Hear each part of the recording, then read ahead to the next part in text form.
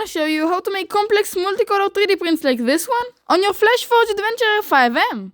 So everyone loves multicolor 3D prints. They are cool, fun, and look great. But currently, if you want to print something like this easily, you need a multicolor solution like the Bambu AMS or AMS Lite. But if you don't have one, don't worry, because with this technique you can make complex multicolor prints, and even something like this one if you really want. So let's get started.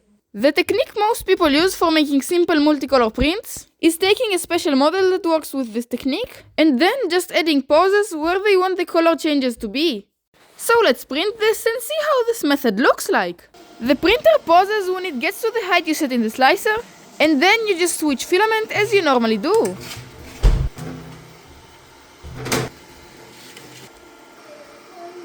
And then when it finishes purging, you just continue the print. And then the printer finishes the print normally, but just with a different color.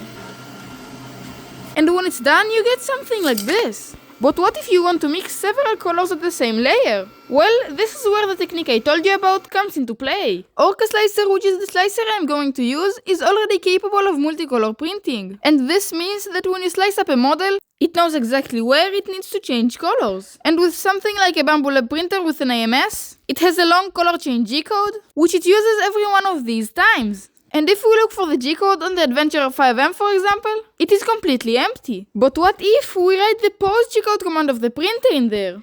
Well, we will have the same exact thing as the pause at layer height, but we will not be limited to the layer height of the model. And this means that we can mix as many colors as we want in one layer.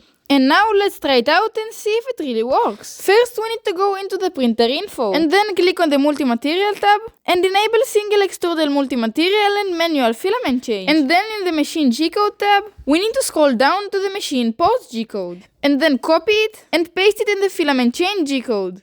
Then we want to enable a prime tower, and in the multi-material tab, just click on enable prime tower. And now we'll slice it up and send it off to the printer. The printer starts the print as every other print, but then it pauses where there is a color change.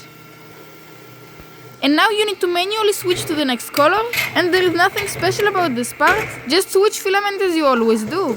But remember to put the right color in, and you can view the color order in the slicer preview. And once it completely purges the old filament, you can simply resume the print. And you just repeat this on every single color change, but don't worry, it is not as scary as it sounds. For example, this print has only 6 color changes. And when the print is done, you can see that every one of these color changes is absolutely worth it.